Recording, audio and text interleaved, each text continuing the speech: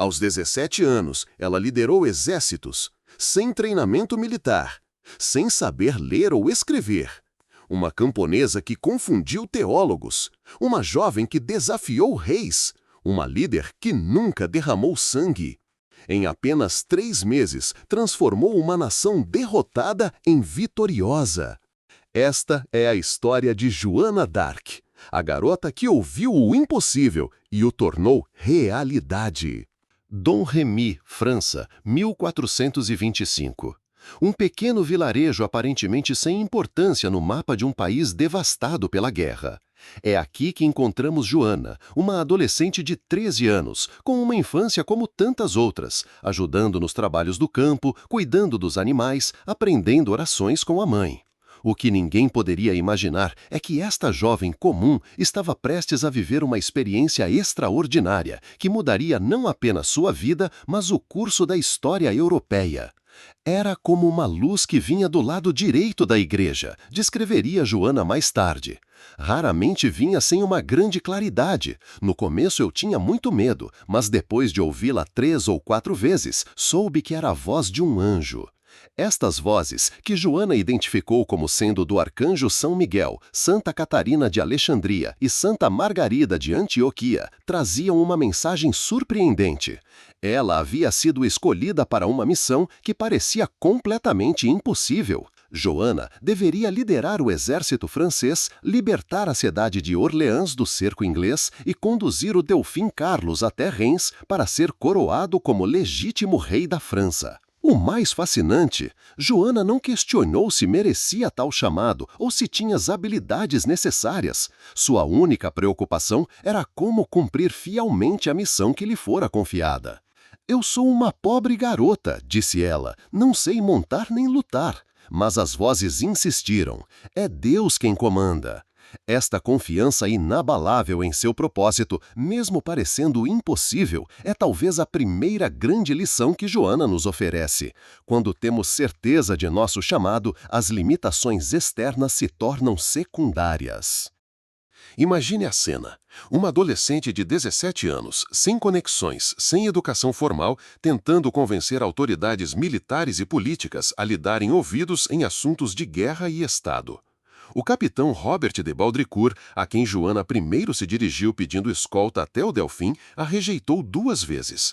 "Leve-a para casa, para seu pai, e dê-lhe uma boa surra", teria dito ele ao tio de Joana. Mas a persistência de Joana era extraordinária. Na 3ª tentativa, algo em sua determinação convenceu o cético capitão. "Você está demorando demais com suas dúvidas", disse Joana com uma autoridade surpreendente. "Preciso estar ao lado do Delfim antes do meio da quaresma, mesmo que para isso eu tenha que gastar minhas pernas até os joelhos." Esta determinação inabalável diante de repetidas rejeições ensina algo valioso. Mesmo sem talento ou circunstâncias favoráveis, quem tem fé em seu propósito, muita persistência e determinação pode chegar muito mais longe. Para sua jornada perigosa através de território hostil, Joana tomou uma decisão prática que revelava sua coragem de quebrar convenções quando necessário. Cortou os cabelos e vestiu roupas masculinas. Não era um ato de rebeldia, mas uma escolha pragmática para sua segurança e para a missão que tinha pela frente. Após 11 dias de viagem arriscada, Joana chegou ao castelo de Chinon, onde o Delfim Carlos mantinha sua corte. O futuro rei decidiu testá-la. Escondeu-se entre os cortesãos, enquanto outro nobre se sentou no trono fingindo ser ele. Para surpresa de todos, Joana ignorou o impostor e caminhou diretamente até Carlos, ajoelhando diante dele. "Gentil Delfim", disse ela com uma segurança desconcertante, "o Rei dos Céus vos envia uma mensagem através de mim." Em uma conversa privada, ela revelou a Carlos um segredo que apenas ele conhecia, uma oração íntima que fizera a Deus. Este momento marcou o início de uma das parcerias mais improváveis e transformadoras da história. Antes de confiar seu exército a uma jovem que dizia ouvir vozes divinas, Carlos enviou Joana a Poitiers para ser examinada por teólogos e clérigos. Durante 3 semanas, foi interrogada sobre sua fé, suas visões e sua missão. O que impressionou a todos não foi apenas sua convicção, mas a clareza e sabedoria de suas respostas. Quando um teólogo tentou encurralá-la perguntando: se Deus quer libertar a França, por que precisaria de soldados? Joana respondeu com simplicidade desarmante: os soldados lutarão e Deus dará a vitória. O veredito dos examinadores revela muito sobre o caráter de Joana. Nada encontramos nela senão bem, humildade, castidade, devoção, honestidade e simplicidade. Quando finalmente recebeu autorização para liderar tropas, Joana demonstrou um estilo de liderança revolucionário para sua época. Ela não comandava pela força ou intimidação, mas pelo exemplo e inspiração. Recebeu uma armadura branca e uma espada, mas o que realmente valorizava era seu estandarte branco, com os nomes de Jesus e Maria. Eu amava minha bandeira 40 vezes mais que minha espada, afirmaria mais tarde. E quando ia contra o inimigo, eu a carregava para não matar ninguém, nunca matei um homem. Sua presença transformou o exército francês de maneiras surpreendentes. Ela impôs disciplina moral, proibiu prostitutas no acampamento e incentivou a oração e a confissão antes das batalhas. Mais importante, reacendeu a esperança em homens que haviam conhecido apenas derrotas por décadas. Em 29 de abril de 1429, Joana entrou em Orleans, cidade estratégica sob cerco inglês havia 7 meses. A população a recebeu como uma salvadora. Em apenas 4 dias de combate, conseguiu o que generais experientes não conseguiram em 7 meses. A cidade foi libertada. O milagre de Orleans havia acontecido, não apenas pela estratégia militar, mas pela extraordinária capacidade de Joana de inspirar confiança e coragem nas pessoas ao seu redor. Esta é uma das marcas da verdadeira liderança, a capacidade de elevar aqueles que nos seguem para além de suas próprias limitações percebidas. Após Orleans, uma vitória seguiu a outra. Joana liderou a chamada Campanha do Loire, libertando rapidamente várias cidades. Os temidos arqueiros ingleses, antes considerados invencíveis, agora recuavam diante do avanço francês. Com o caminho aberto, Joana cumpriu a segunda parte de sua missão, conduzir Carlos até Reims para ser coroado. Em 17 de julho de 1429, Carlos VII foi coroado rei da França na Catedral de Reims, com Joana ao seu lado, segurando seu estandarte. Quando perguntada por que seu estandarte havia sido honrado estando presente na coroação, Joana respondeu com uma frase que revela sua filosofia de vida. Ele esteve na dificuldade, era justo que estivesse na glória. Em menos de 3 meses, a camponesa analfabeta havia cumprido o que parecia impossível, libertou Orleans e garantiu a coroação do rei legítimo. Sua missão, como descrita pelas vozes, estava completa. O que fazer agora? Este é um dilema que muitos enfrentam após alcançar grandes objetivos. Para Joana, a resposta era clara: continuar servindo a França até que o país estivesse completamente livre dos invasores. Mas a política da corte começou a interferir. O rei, influenciado por conselheiros invejosos do sucesso de Joana, começou a ignorar seus conselhos. A tentativa de tomar Paris fracassou, não por falha de Joana, mas pela hesitação do rei em fornecer os recursos necessários no momento certo.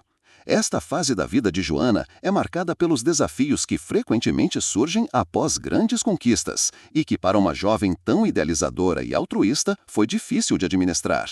A inveja dos outros, a dificuldade de adaptação e a necessidade de redefinir nosso propósito. Em maio de 1430, durante a defesa da cidade de Compiègne, Joana foi capturada pelos borgonheses, aliados dos ingleses. O rei Carlos VII, que devia seu trono a ela, não fez tentativas significativas de resgatá-la.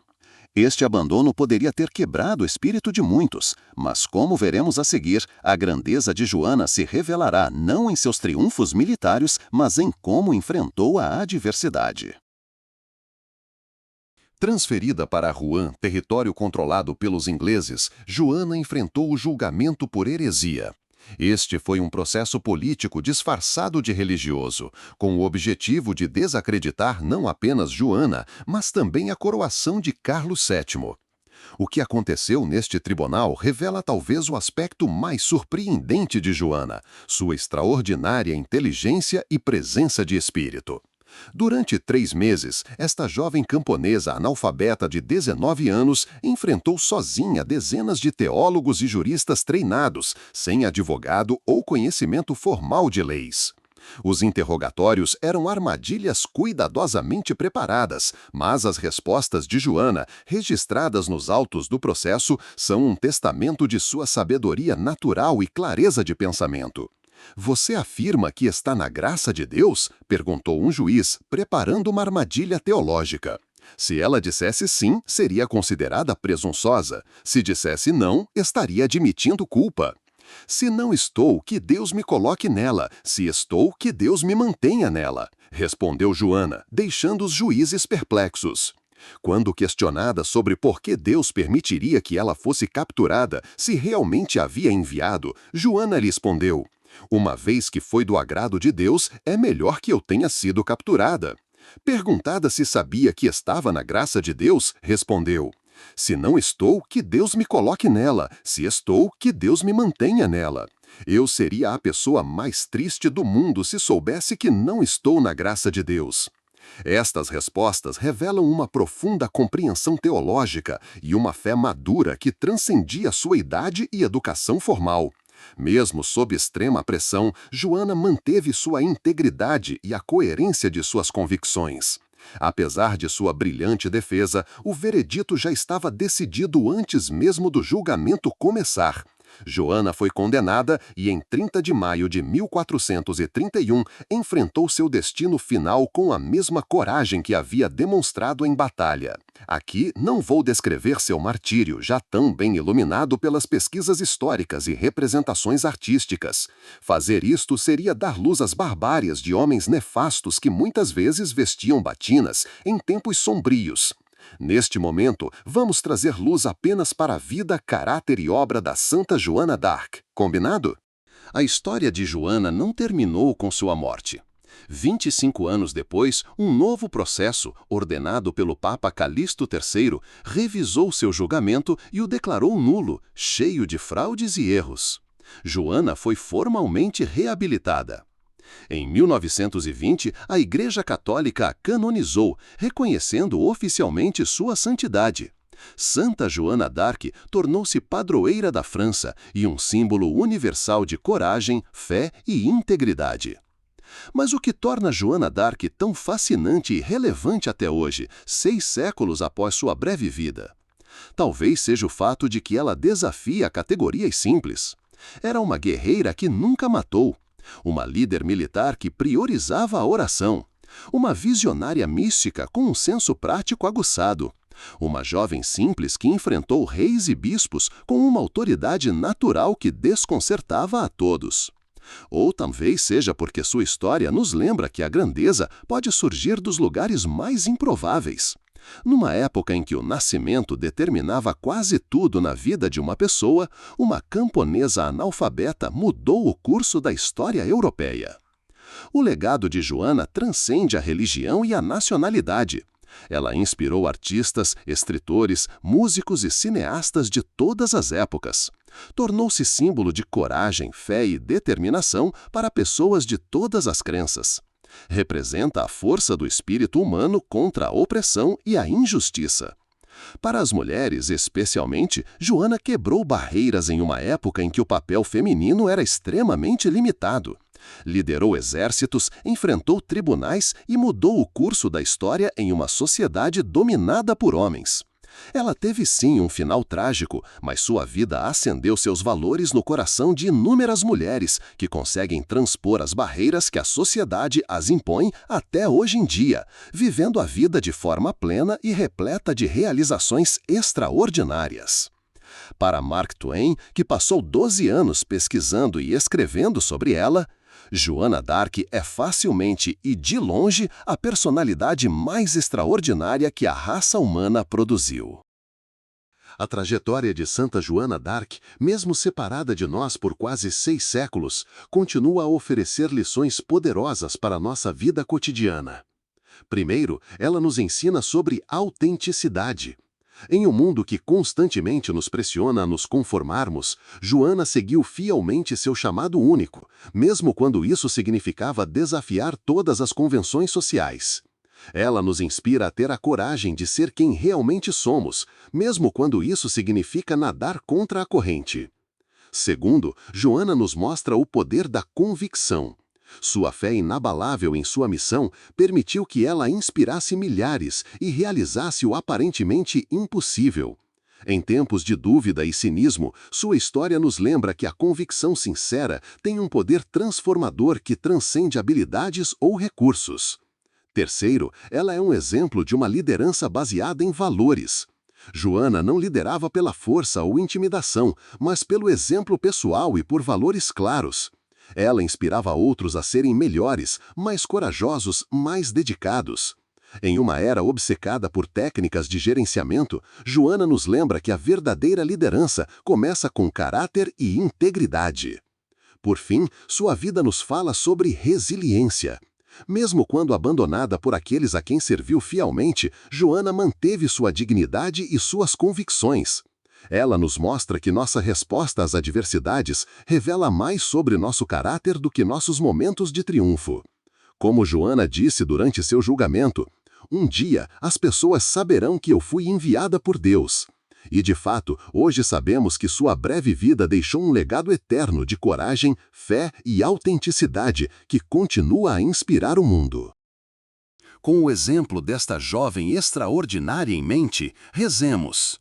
Ó Santa Joana d'Arc, jovem de coragem e fé inabalável, que ouviste e seguiste fielmente o chamado divino, mesmo quando o caminho parecia impossível.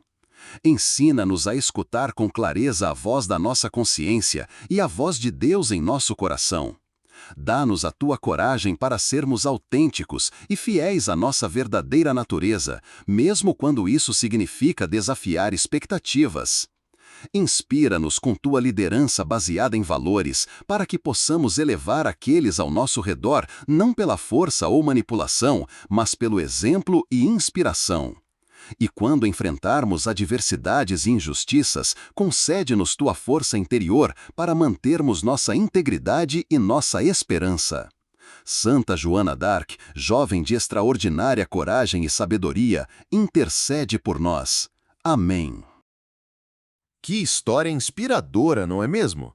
Santa Joana d'Arc nos mostra que a verdadeira grandeza não depende de idade, educação formal ou posição social, mas da coragem de seguir fielmente nosso chamado único. Se a jornada desta jovem extraordinária te inspirou, deixe o seu like para mostrar que histórias assim merecem ser celebradas. E nos comentários, conta pra gente qual qualidade de Santa Joana d'Arc você mais admira e gostaria de desenvolver em sua própria vida. Compartilhe este vídeo com alguém que precisa de inspiração para seguir seu próprio caminho com coragem. E claro, para não perder mais nenhuma figura incrível do nosso calendário santo, inscreva-se no canal e ative o sininho. Obrigado pela sua companhia. Que a autenticidade, a coragem e a fé de Santa Joana d'Arc inspirem sua própria jornada. Até a próxima!